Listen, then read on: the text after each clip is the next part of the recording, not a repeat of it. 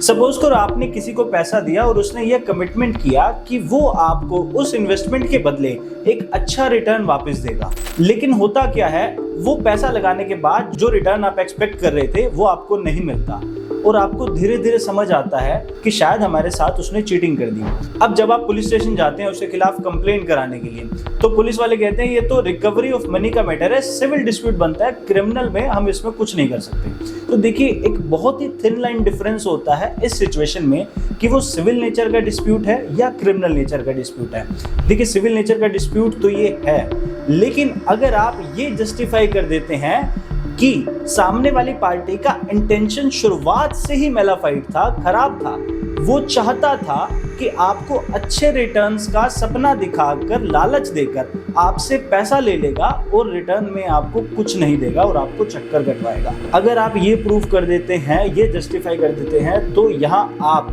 Criminal complaint FIR cheating की उसके against करवा सकते हैं। So the only thin line difference between civil case and criminal case with respect to this issue is intention.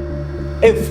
the dispute is arising out of the breach of contract, अगर वो सिर्फ breach of contract है कि due to such circumstances वो आगे आपको return नहीं दे पाया, तो वो एक सिविल नेचर का केस है। लेकिन यहीं पे उसका एक्शन ये जस्टिफाई करता है कि वह शुरुआत से ही आपको पैसा रिटर्न नहीं देना चाहता था और अच्छे रिटर्न्स के लालच में आपसे पैसा ऐंठना चाहता था, तो यहाँ आप सिविल नेचर के साथ साथ क्रिमिनल केस भी फाइल कर सकते हैं। वीडियो अच्छी लगे तो पेज को फॉलो करें, लाइक करें और कमेंट करें।